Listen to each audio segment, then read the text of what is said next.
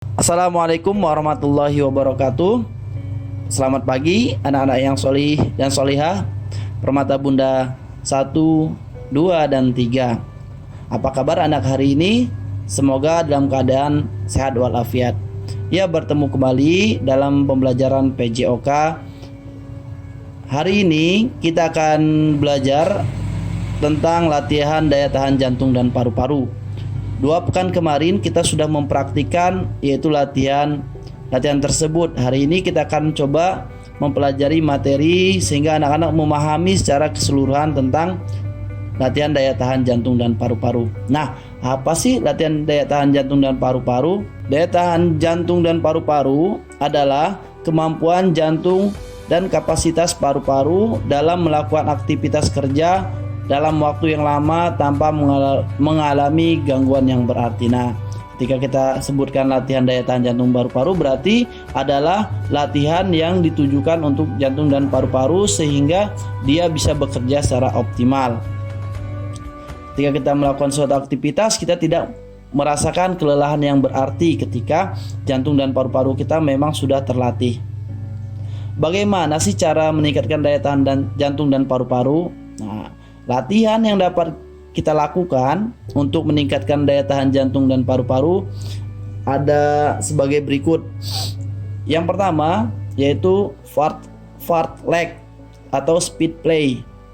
Fartlek atau speed play dapat diartikan sebagai bentuk latihan lari dengan kecepatan yang berubah-ubah. Fartlek diciptakan oleh Gösta Holmér, seorang dari Swedia.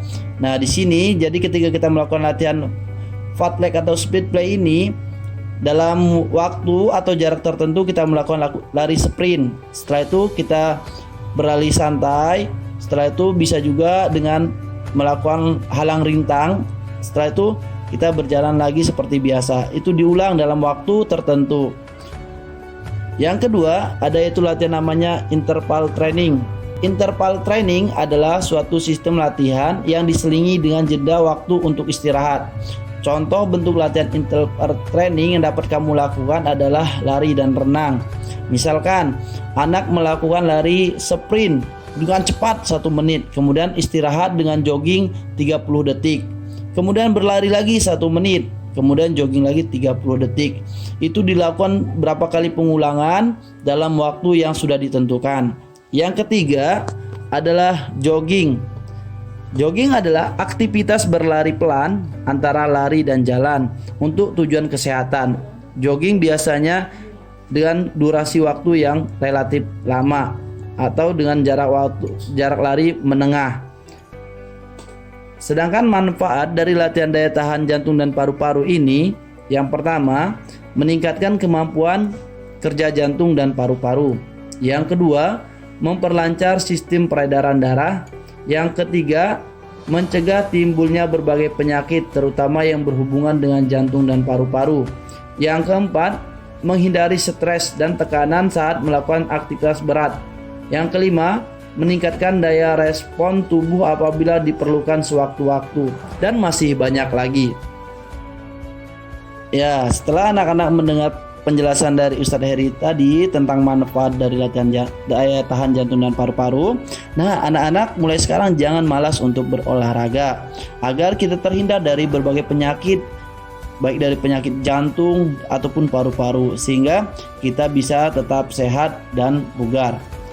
Untuk selanjutnya yaitu anak-anak yang soleh dan soleha mengerjakan pertanyaan yang sudah Ustadz Heri siapkan di Google Form. Dikerjakan dengan maksimal, jangan terburu-buru, dibaca dulu, diperhatikan. Semoga anak-anak dapat mengerjakan dengan maksimal dan tetap berolahraga, menjaga kesehatan tubuh dan menjaga kesehatan di rumah. Mungkin cukup dari Ustadz Heri. Ustadz Heri akhiri. Assalamualaikum warahmatullahi wabarakatuh.